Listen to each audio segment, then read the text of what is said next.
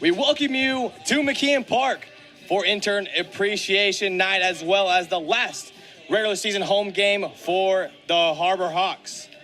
Harbor Hawks take on the Wareham Gatemen. For Nico Sharp, Josh Schreiber, Jacob Irons, we welcome you to another beautiful day of baseball as we wrap up here the regular season at McKeon Park. Let's just talk about your time.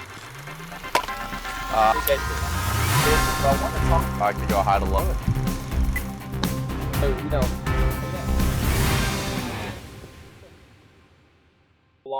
Alongside Austin P. Governor, John Gazdar, alongside Jamie Arnold. What's going on, Harbor Hawk Nation? I'm Nico Sharp, alongside sophomore Aaron Savory out of Iowa. Alongside the TCU Horned Frog, Anthony Silva. We're back here for another episode of Sharp Segments here. Nico Sharp, I'm here alongside the DBU Patriot, Michael Datalo, here for another episode here. Going to talk about hitting. Okay, so why away? And so you said you work on backside, working to the opposite field, but so you want high tee here, or what's kind of the setup you go for? Awesome. And then before we get into the cage, is this stuff you've learned from DBU, high school, or is this stuff you've just always done your whole life, or what does that look like? All right, so you just got to the field, you're in the cage. What's the first drill you're doing? Swings both in game as well as BPN in the cage. You can tell that you work really hard up the middle. Yeah. You know, it's not, sometimes some guys like to go keep their hands in and go away. Some people like to go a little strong pull side, but you work really hard up the middle. Is that something you've always done, or is that, again, something you picked up later on? Yeah. And obviously the approach changes a little bit based on who's the starting pitcher for the other team, but does any of your cage drills before the day depend on the starting pitcher this day, or is it kind of just everything remains the same? Have you done since high school, since middle school? Is it something you developed in college? From San Antonio, made the move to TCU. What is San Antonio like, and how is it transitioning to Fort Worth? Today, you just got early here in the cage, and what's the first drill you're going to be working on? That's going to do it from the hitting portion of the cage, but I want to talk mentality a little bit. You know, when you step into the box, what are you looking for, and what's your approach? Of course. So for your golf game, are you an irons guy? Are you a complete game? Or what is your?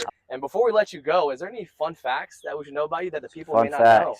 Few off days have come around. Have you enjoyed your time on Cape? What's that been like for you for your first time? John, you know, we've heard that, you know, hear from the buzz around the team that, you know, you have the best hair and the best flow on the team.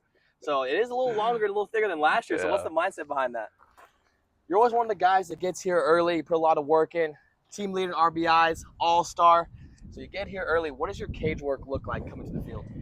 All right, so we're moving into front toss. I see you got a couple of different bats with you. What are you working on here? Here's pitch. So this is like a drill that, you know, you don't see all too often, you know, going and usually, you know, you're working hands, working high, but don't see really guys focus on the pitcher's pitch so much in T. Is that, again, I want to ask you again, is that something you developed, or is that something you learned through a certain hitting coach, or is that something you saw yourself? Yeah.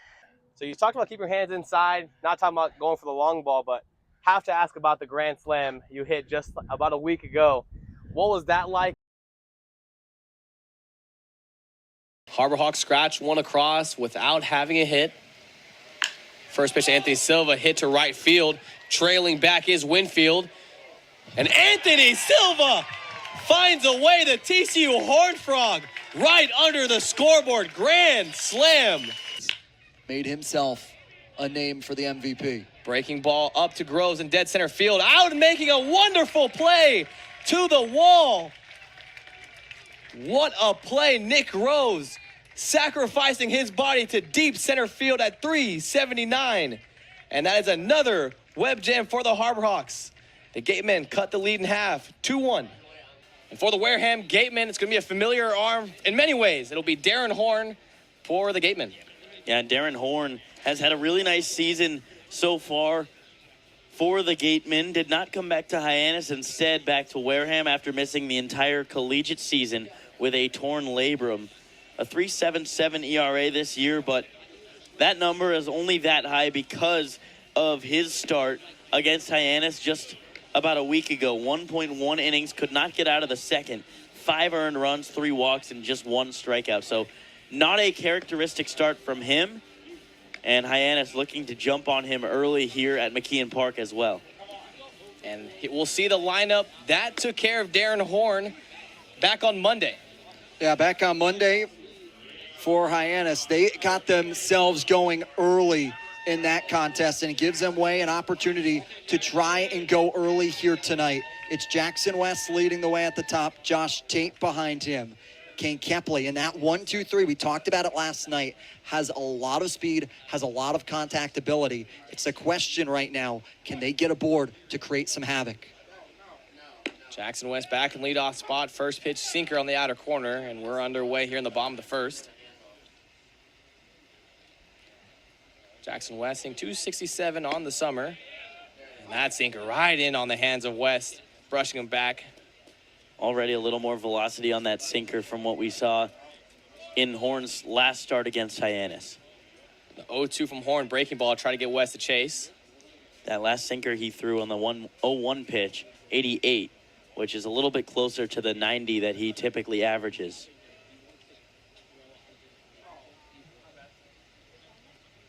Horn out of the windup. Goes back to the sinker.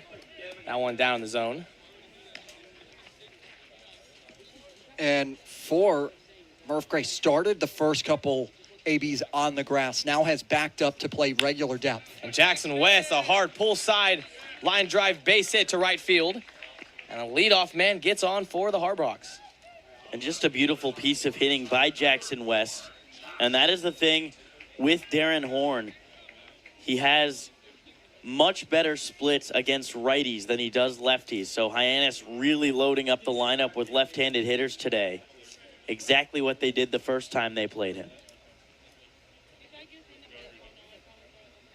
Darren Horn.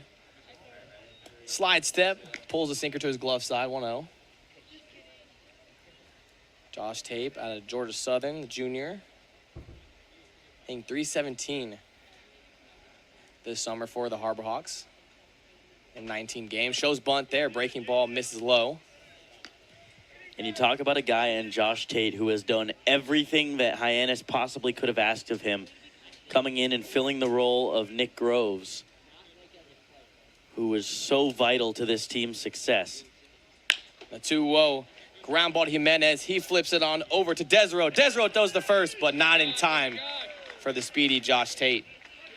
And it's as simple as that. That is such a big reason why Josh Tate is so valuable, because of his speed. When you're a ground ball hitter like Tate is, who does a really good job of getting his hits on grounders and line drives, you've got to be able to run well, and he does just that. Next up will be another guy who has a lot of wheels to him, and Kane Kepley. Kane Kepley into 3 holes. First pitch sinker. And called strike. For Kepley, talked about how he could get the franchise wooden bat walk record so many times, and once again stands 1 walk shy of tying it coming into the final 2 games. And it's very clear that there's a strong scouting report on him now, that you've got to throw him strikes, and they have. As you see, as Darren Horn has quickly gone up 0-2. Quick slide step. Change up low and away. That one spiked. Great job from Jacob Jarrow to keep it in front of him. Jarrow does a really good job of ensuring the chest protector finds contact with the ball, especially with the speedy Tate at first. Tate 7 for 9 on stolen bases this summer. That sinker just missing a little too far inside to Kane Kepley. He evens the count to 2-2. Something I want to pay attention to is when he uses the slide step versus when he uses the big leg kick. Use the slide step for an off-speed pitch. The leg kick was on the fastball. Quick pick over to first base. Josh Tate just back in time sliding.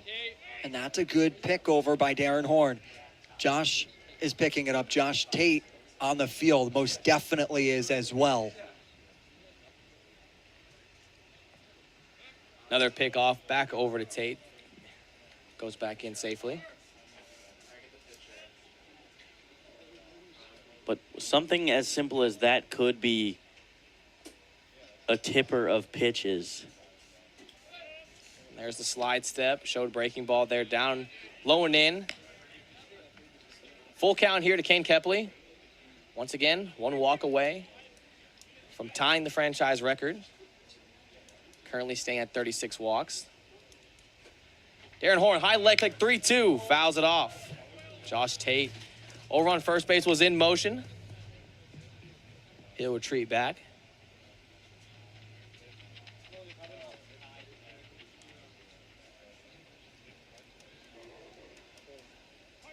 Once again, Josh Tate 7 for 9 on stolen bases.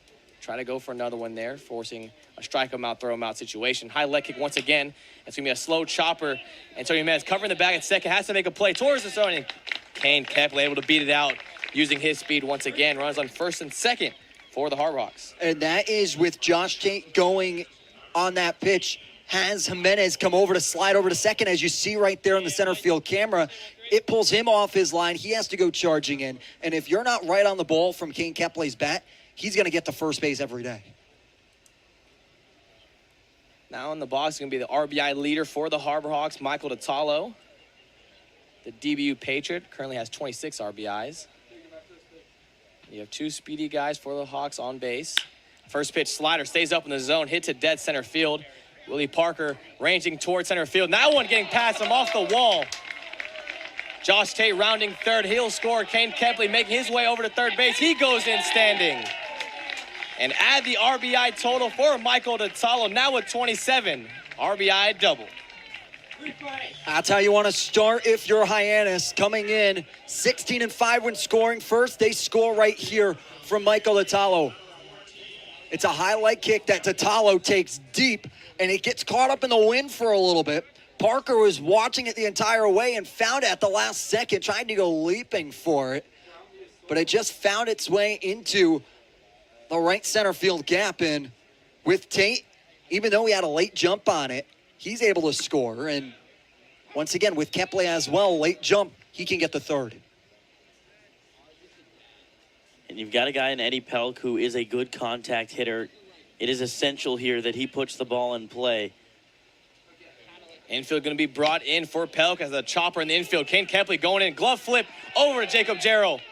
And Kane Kepley able to avoid the tag at home plate. A backdoor slide from Kane Kepley gets the second run for the Harbor Hawks. And this is what Kane Kepley's speed has. It is so versatile. Off contact, he knows he's coming home.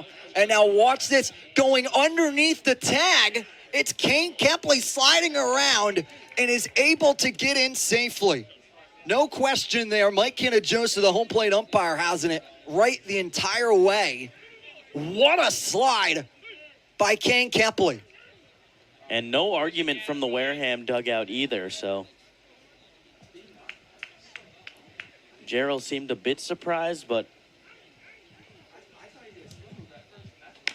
That'll bring up the Tennessee Volunteer, Cannon Peebles, the switch hitting catcher. And with that, because Darren Horn goes home, he doesn't go to first for what you would have envisioned was an automatic out. It now has runners on the corners with only one away here for Hyannis. High leg kick. Another fastball in on the hands of Peebles, 0-2.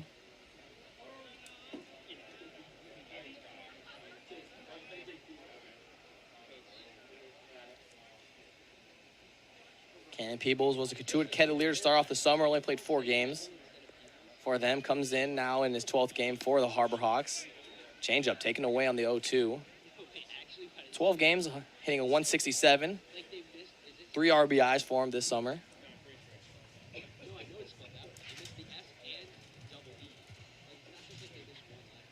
Another leg kick from Darren Horn. Changeup.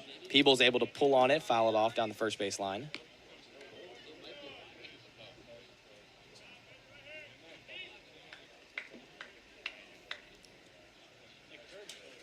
Count remains 1-2. Eddie Pelk at first base, currently 1 for 1 in slide and stolen bases. Another changeup left down the zone from the left-hander Cannon Peebles.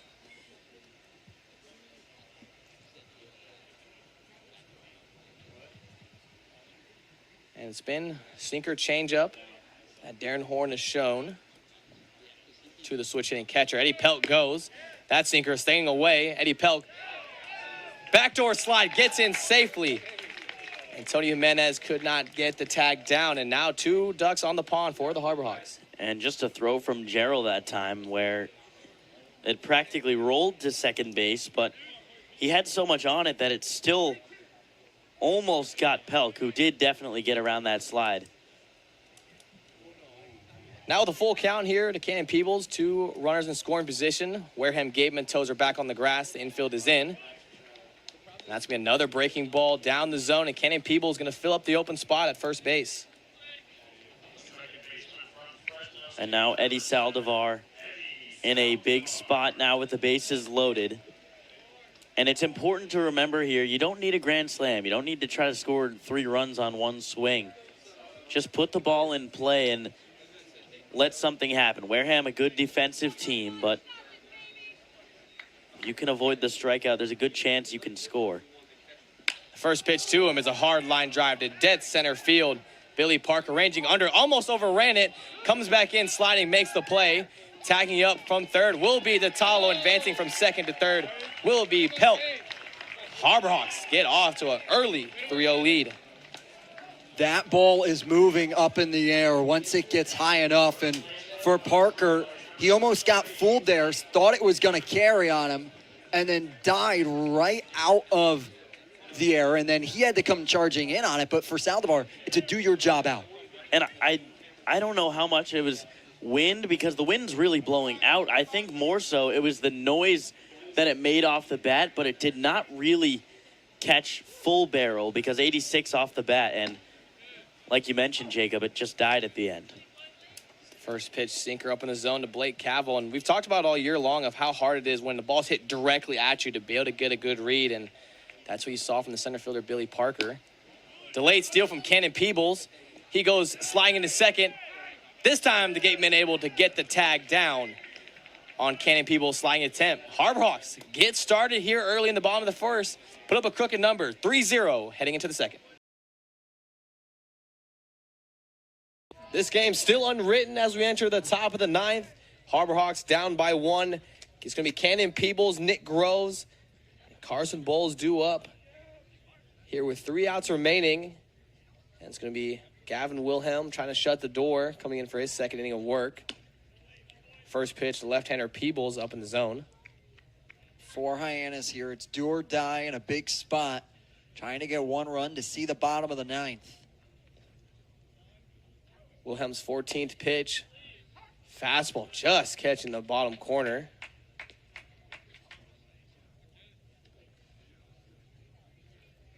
One and one game, 1 swing away.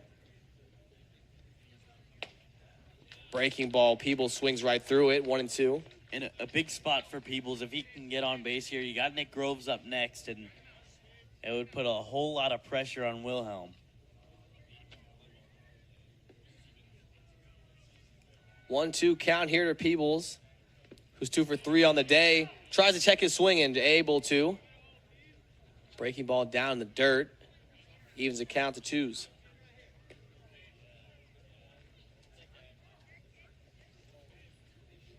See Dalton Bargo in the Hyannis dugout with his helmet on, just in case he gets called upon to pinch hit. He's a guy who's had some heroics lately, had to walk off a couple days ago. Breaking ball missing arm side from the right-handed pitcher, Wilhelm. And Peebles taking a good ball there to get the count full. 3 balls, 2 strikes out of the line is Wilhelm. Breaking ball missing out and away. Once again, the Harbor Hawks get the leadoff man on here in the 9th. There's the start you needed. Cannon Peebles works his way from the 2-strike count into a full count, and now we're going to get a Casey Hintz to pinch run for him at first base.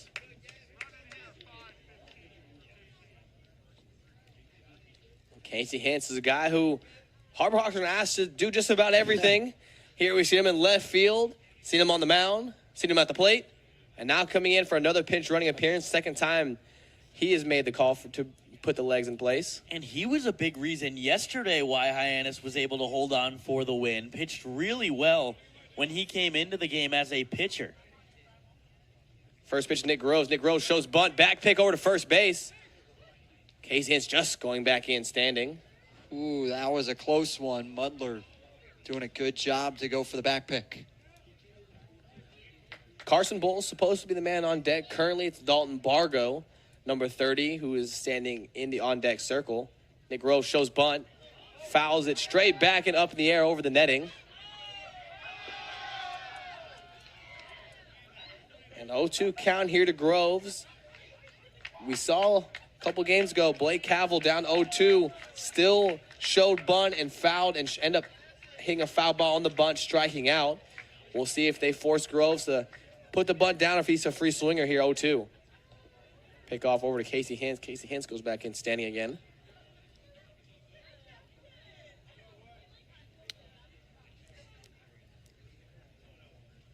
Oh-2 here to Groves. He's been one of the better Harbor Hawks down with 2 strikes. Breaking ball backdoor, staying away.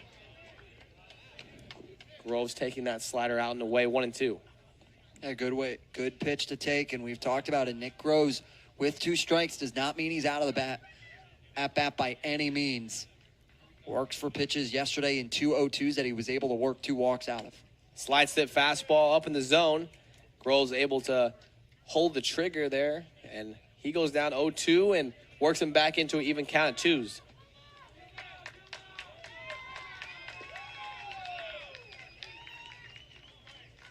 Lots of Falmouth fans have cleared out so far, but the ones that are here are making some noise. 2-2 to Groves, backdoor, just catching the corner.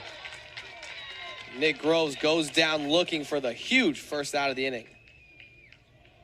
Groves really not happy. We have not seen him argue any calls all season long, and that one borderline bottom of the zone yelling, "That's not a strike." That's going to be a pinch hitter for the Harbor Hawks official. It's going to be Dalton Bargo who's going to come up. They're going to switch the right-handed bat for another lefty. Dalton Bargo again had the heroics. A couple games ago with the walk-off hit to the opposite field and left center. See if he's got any more theatrics left in him as the first pitch, the fastball out and away. Called strike on the corner.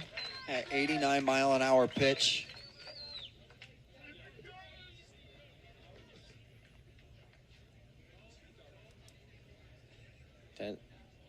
Dalton Bargo, the Tennessee Volunteer, pick off over to Casey Hyannis. Casey Hyannis back in standing. 3 picks off over him, and he's yet to get dirty. You wonder if they would send Casey Hyannis. The 0-1, fastball out and away. 1-1. It's got to be one of those situations where you got to trust Casey Hyannis, and if he feels like he has a beat, you can only go if you know you can make it. You have the timing, you have the jump. Want to keep the pressure on the Commodores. He does not have a stolen base this season.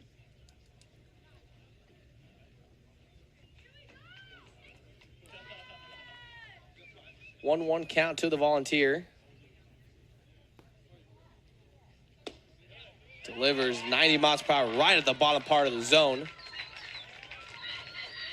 Count's now 1-2 as the Commodore faithful get up and loud.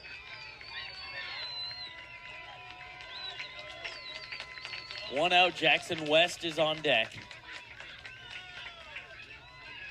The 1-2, Casey Hyannis goes, high fly ball towards left field. Working under is LaSalle. Retrieving back to first base, and now 1 out away are the Falmouth Commodores. And I like the send there. You put Hintz in motion, knowing that if the ball is put in play, maybe a base hit, he's able to get to third base. Had time to time up Wilhelm a little bit, so maybe they send him again here with 2 strikes, try to put him in scoring position for Jackson West. For the Commodores, it's going to be a southpaw going in the bullpen down the right field line. Wilhelm uses his first disengagement. Maybe if they lose Jackson West, who's the 9-hitter today, you bring in the lefty to face Kane Kepley on deck. First pitch of the Seminole. Fastball right in for a strike. Wilhelm attacking these Harbor Hawk hitters here early, down 0-1.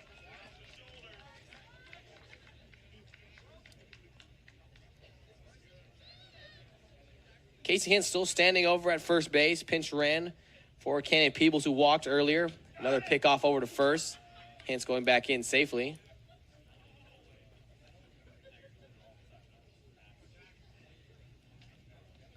Jackson West standing in as the go-ahead run. Hyannis at first as the tying run. Breaking ball. Great job by Mulder to keep that one right at his feet. Mudler has had a busy day behind the dish. A lot of pitches in the dirt. Some he has not been able to stop, but a good portion of them he has. And a very high level of difficulty as well. And a big moment here, too. Keeps the runner away from scoring position. Hard ground ball over to second base. It's going to be Bell fielding over. Gets the out number 3, and the Commodores will get the victory 3-2 against the Hyannis Harbor Hawks. Increase their record to 9-17.